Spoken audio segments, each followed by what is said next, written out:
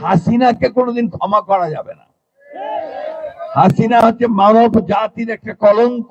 আমি গতকাল বেসরকারি বিশ্ববিদ্যালয়গুলোর যে অনুষ্ঠানে গিয়েছিলাম, সেখানে একজন মা, তার একমাত্র পুত্র, তিনি নিজে একজন হাসপাতালের নার্স, তিনি একটা বক্তব্য রেখেছিলেন। ওই বক্তব্যটা আমি ভুলতে পারছি। তিনি দীর্ঘক্ষণ ধরে আহাজারি করে কেঁদে কেটে একটা কথাই বলছিলেন যে ছেলেটাকে দেখে আমি স্বপ্ন দেখেছি, আমার পরিবারের স্বপ্ন দেখেছি, আমার ভবিষ্যতের, সেই ছেলেটাকে ওরা কেড়ে নিয়ে গেছে। এবং কেড়ে নিয়ে গেছে একটা নিদারুণ ভয়াবহ মর্মান্তিক পাশবিক ভাবে। তাকে গুলি করে মেরেছে, পড়ে গেছে, এরপর একটা ভ্যানের মধ্যে উঠিয়েছে। বেঁচে আছে না মরে গেছে সেটাও না দেখে আরো 6-7টা লাশের সঙ্গে তাকে পড়িয়ে দিয়েছে। চিন্তা করতে পারেন, একটা স্বাধীন দেশের নাগরিক আমরা 1971 সালে যুদ্ধ করেছিলাম একটা স্বাধীন দেশের জন্য। সেই দেশের পুলিশ প্রশাসন, যারা আমার রাষ্ট্রের নিরাপত্তা রক্ষার জন্য দায়িত্ব পালন করে, যাদের বেতন আসে আমাদের প্রত্যেকের ট্যাক্সের টাকা থেকে, তারা আজকে আমার ছেলেকে হত্যা করছে, পুড়িয়ে মারছে। কি নির্মম নৃশংস অমানবিক। এই জন্যই হাসিনাকে কোনোদিন ক্ষমা করা যাবে না। হাসিনা হচ্ছে মানব জাতির একটা কলঙ্ক। হাসিনা হচ্ছে মায়েদের একটা কলঙ্ক। আমাদেরকে প্রথম কাজ হবে এদের বিচার করা। দ্বিতীয় কাজ হচ্ছে এই পরিবারগুলো, ওই যে মা যে তার ছেলেকে দেখে স্বপ্ন দেখেছিল যে তার দুঃখ দূর হবে, সেই পরিবারগুলোর পুনর্বাসনের ব্যবস্থা করা। আর যারা আহত হয়ে আছে, যারা চোখ হারিয়েছে, তাদের পুনর্বাসনের ব্যবস্থা করা। এটা না হলে ভবিষ্যৎ এবং জাতি আমাদের ক্ষমা করবে না। তাই আজকে আমি গতকালও প্রস্তাব করেছি, আজকেও প্রস্তাব করেছি, নির্বাচন হবে, নির্বাচনে কে দায়িত্ব পাবে সেটা পরের কথা। আমরা আমাদের দলের পক্ষ থেকে আমি আজকেই আমি ভারপ্রাপ্ত চেয়ারম্যান মহোদয়কে বলবো যে আমরা দলের পক্ষ থেকে একটা ফান্ড রেজ করব। সে ফান্ডে আমরা এই সমস্ত পরিবারগুলোকে আমাদের পক্ষে যতটুকু সম্ভব আমরা সহযোগিতা করব। ইতিমধ্যে আমাদের ভারপ্রাপ্ত চেয়ারম্যান সাহেব এই যে আমরা বিএনপি পরিবার, তাদের মাধ্যমে কিন্তু তিনি এই কাজটি করছেন। বন্ধুগণ, বক্তব্য বাড়াবো না। এই যে গাছ লাগানো, এটা শুধু একটা গাছ লাগানো নয়, এটা একটা পৃথিবীকে বাঁচানোর একটা কাজের অংশ। এইটা একটা আপনার ভবিষ্যৎ নির্মাণের একটা কাজ। সুতরাং এটাকে সবাই মিলে আমাদেরকে গুরুত্ব দিতে হবে।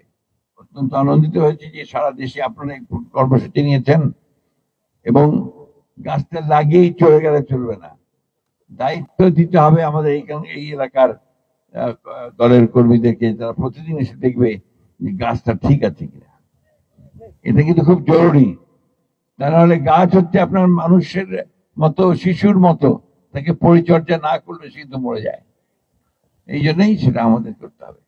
তাই শহীদের পিতা তিনি আক্ষেপ প্রকাশ করেছেন যে আমরা আশা করেছিলাম যে এই অভ্যুত্থানের পরে অতি দ্রুত একটা রাজনৈতিক পরিস্থিতি শান্ত হবে, রাজনৈতিক কাঠামো তৈরি হবে, আমরা একটা নতুন বাংলাদেশে প্রবেশ করতে পারব। বিষয়টা হচ্ছে যে রাজনীতিটা তো সহজ পথ নয়। It's not bed of roses. গোলাপের পাপড়ি ছড়ানো থাকে না, এখানে অনেক সমস্যা থাকবে, সেটাই রাজনীতি। এটা হতাশ হওয়ার কিছু নেই। আমরা বিশ্বাস করি আপনার ভিন্ন মত থাকবে, বহুমাত্রিক মত থাকবে। কেউ গণতন্ত্রে বিশ্বাস করবে, কেউ সমাজতন্ত্রে বিশ্বাস করবে, কেউ আপনার ওয়েলফেয়ার স্টেটে বিশ্বাস করবে। এই সবগুলোকে মিলিয়ে আমরা একটা রেইনবো স্টেট, একটা রামধনু যেভাবে অনেকগুলো রং নিয়ে ওঠে, সেরকম একটা রাষ্ট্র নির্মাণ করতে অনেক আগেই আমাদের দেশনেত্রী বেগম খালেদা জিয়া সেই স্বপ্ন দেখেছিলেন। আমাদের ভারপ্রাপ্ত চেয়ারম্যান জনাব তারেক রহমান 31 দফা দিয়েছেন। সেই 31 দফার মধ্যে প্রতিটি কথা, আজকে যে সংস্কারের প্রশ্নটা উঠছে, সংস্কার যে প্রস্তাবগুলো আসছে, তার প্রত্যেকটি প্রস্তাব আমরা 2022 সালে দিয়েছি। বন্ধুগণ, আমি সেই বিষয়গুলো নিয়ে তর্ক বিতর্ক করতে চাই না। আমার কতজন শহীদ হয়েছেন, আমার কতজন নিহত হয়েছেন, আমরা কত ত্যাগ স্বীকার করেছি, কারা কি কাজ করেছি, এই বিতর্কে আমি যেতে চাই না। কারণ ওটা আমার কাছে মনে হয় এরকম স্বার্থপরতার একটা ব্যাপার আছে। আমার দায়িত্ব হচ্ছে জাতিকে আমাকে উপরে তুলতে হবে।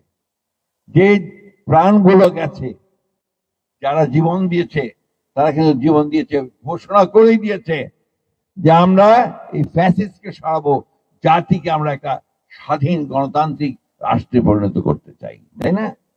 সেই জন্যে আমাদের লক্ষ্য একটাই, সেটা হচ্ছে যে আমরা একটা সত্যিকার অর্থে একটা উদারপন্থী গণতান্ত্রিক রাষ্ট্র নির্মাণ করতে চাই। আমরা নতুন বাংলাদেশ চাই, পরিবর্তন চাই। আমরা দুর্নীতি চাই না, ঘুষ চাই না, আমরা হত্যা চাই না, নির্যাতন চাই না। আমরা মানুষ যেন সুস্থভাবে, স্বাধীনভাবে, কমফোর্টেবল হইতে একটা স্বস্তির সঙ্গে চলাফেরা করতে পারে, সেই ধরনের একটা রাষ্ট্র চাই। আমরা অত্যন্ত আশান্বিত যে আমাদের চেয়ারম্যান যারা ভারপ্রাপ্ত চেয়ারম্যান যারা তারেক রহমান সাহেব সেই লক্ষ্যে এগিয়ে নিয়ে যাচ্ছেন, এবং আশা করি আগামী দিনের যে নির্বাচন প্রতিশ্রুতিবদ্ধ হয়েছেন এই কেয়ারটেকার সরকার, যে 26 ফেব্রুয়ারির মাঝামাঝি সময়ে নির্বাচন হবে, সেই নির্বাচনের মধ্য দিয়ে আমরা জনগণের একটা সরকার তৈরি করতে পারবো, যে সরকার আমার এই শহীদদের তাদের মূল্যায়ন করবেন, তাদের মর্যাদা দেবেন, একই সঙ্গে যে জন্য তারা সংগ্রাম করেছেন বাংলাদেশে একটা গণতান্ত্রিক রাষ্ট্র প্রতিষ্ঠা করবার সব রকম ব্যবস্থা গ্রহণ করবেন। আপনাদের সকলকে অশেষ ধন্যবাদ আমাকে সুযোগ করে দেওয়ার জন্য, আপনাদের সঙ্গে দুটো কথা বলার। এখন আমরা অনুরোধ করব, আজকে এই কথা বলার মধ্য দিয়ে আমরা সারা দেশে আজকে এই বৃক্ষরোপণ কর্মসূচির শুভ উদ্বোধন ঘোষণা করি।